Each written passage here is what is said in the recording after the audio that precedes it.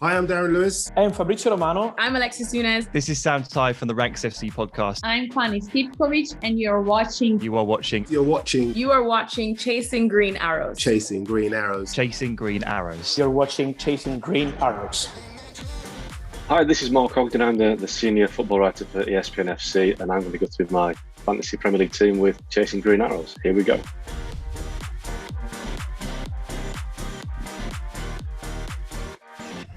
So in goal, I've taken Emi Martinez from Aston Villa.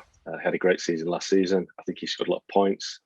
My son, who's 15, tells me that he's the best pick of all the goalkeepers because of how well he did last season. So I've gone for Emi Martinez, and my backup keeper is Tim Krul of Norwich City.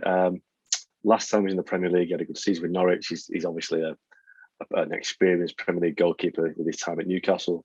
Great with penalties, great penalty save, and I do think he'll have a busy season with Norwich, but I think Krul is capable of massing up some points. So they're my two goalkeepers. In terms of defence, that's a difficult one because obviously defending, it's not just about defending, it's also about providing assists, scoring goals. So there's not many defenders out there that you can think will do both. So my first pick is Luke Shaw, Man United's Luke Shaw. I think with Shaw last season, he helped United get a better defence, more clean sheets, but he also created lots of chances going forward. And we even saw the Euro 2020 final, he could score a goal. So I think Luke Shaw, for me, is a player that can get points defensively, but also points from attacking sense as well. On the other side, I've gone for Kostas Tsimikas at Liverpool. Might be a surprise to some people. This is in my squad, not in my team, but in my squad, I've gone for Tsimikas because there is a doubt of Andy Robertson right now. Liverpool's left back. Robertson plays every week, creates a lot of chances, but obviously if he's injured, then Tsimikas, for me, if you're playing for Liverpool, you're going to be a team that has a lot of clean sheets, creates a lot of chances. So that's a bit of a gamble that Tsimikas is in my squad. But if he doesn't start, I'll have to look at my team. I've gone for a three at the back. On the other side of the three, opposite Luke Shaw, is Seamus Coleman. Obviously, Everton captain, again, scores goals, creates goals, great cross of the ball, good defender as well, experienced defender. So we play a lot of times for Everton. I think Everton under Rafa Benitez, the new manager, will obviously save a lot of clean sheets as well. I think Benitez is very defensively minded. So I think if you're picking a defender that plays for Everton, you should have a good season in terms of points that you score. At the heart of the defence, I've gone for Antonio Rudiger of Chelsea. For me, Rudiger was one of the best players of last season. It was amazing that he didn't start more games under Frank Lampard, but when Lampard was sacked and Thomas Tuchel came in, Rudiger was a huge part of their run to the FA Cup final and also the Champions League final, which, as we remember in the final, he had an eventful night against Kevin De Bruyne when he collided with De Bruyne and left with that injury. But for me, Rudiger, great defender. Chelsea, again, will keep a lot of clean sheets.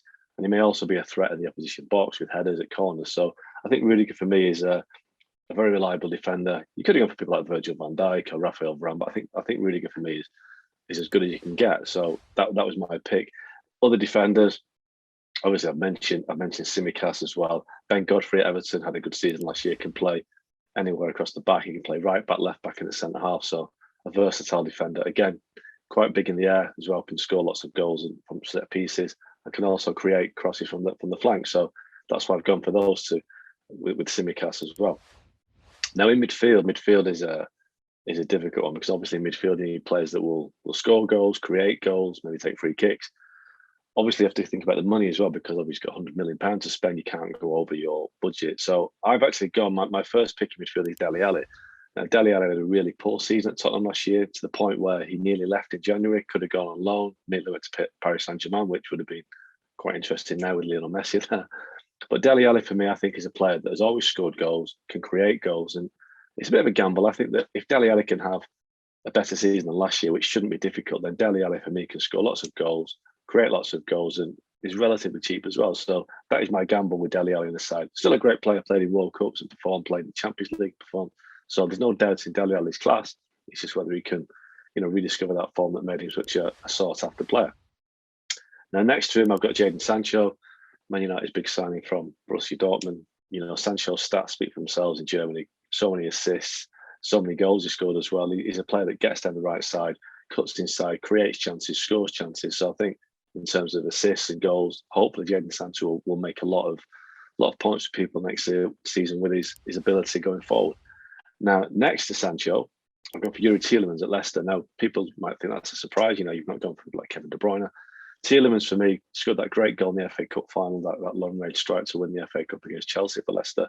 He's a very clever player, can create goals, can score goals, free kicks, as we said. So for me, it's all of the players that can score and create. And Tielemans, big player for Leicester, will play a lot of games. If he's fit, he'll play every week. So Tielemans, again, big player, big performer, hopefully a big point scorer.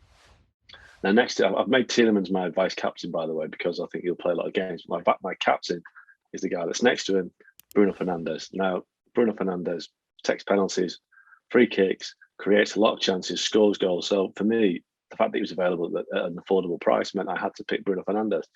There's only, maybe one or two players that create more points than Fernandez. So he'll play when he's fit. Man United will maybe have a better season than last year when they finished second. They are very much a title contender this year. So if Bruno Fernandez is fit, playing, he will score goals, create goals, and create a lot of points. Up front, I've gone for three up front. I've started off with Ivan Toney at Brentford. Had a great season in the Championship last year, helped them get promoted.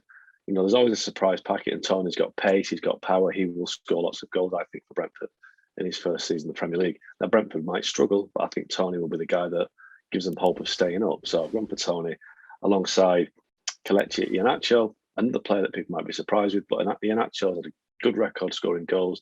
We saw him score at the weekend in the Community Shield against Man City for Leicester, scored the winning goal from the penalty spot. Jamie Vardy's obviously Leicester's number one striker, but Jamie Vardy in their mid-30s won't play every week, can't play every week. So Iheanacho, for me, is a very reliable backup striker who will score lots of goals and maybe create one or two assists with Vardy as well. So I think Iheanacho could score lots of points. Next to him, Pierre-Emerick Aubameyang. Aubameyang doesn't do much from a defensive perspective, but in terms of going forward, he's always reliable to score 15, 20 goals a season. So I think with Aubameyang, you just have to trust him to score the goals that he always scores. And, if he's fit, he'll play because Arsenal haven't got a striker like him. So that's why I picked Aubameyang. And beyond that, the other player that I've got in the side is Emi Buendia at Aston Villa. I just think Buendia is a player that can create chances. He's the replacement for Jack Grealish. Had a great season at Norwich last year. So when I have to drop a player into midfield, Buendia will score goals, create goals. So that's the whole point of Buendia. So that's my team. Harry Kane, you're right. We don't know which team he's going to play for this season, and he's going to miss the start of the season. So I think, the way it stands right now, he's not going to start Tottenham's first game, maybe the second game. He may end up at Man City. If he does, when is that going to be? He might miss the first 2 or 3 weeks of the season. So that's why I've left Kane. Mo Salah, again, you look at how much to spend, and I thought that you just go with players that will be affordable. I wanted strength in midfield strikers that I went for anyway. Will all score goals. But I think Salah creates many goals. He's very much self-centered and self-minded. Aubameyang, Iheanacho, and Ivan Toney, for that reason, I think they'll score more goals. And I just think Salah was too expensive as well.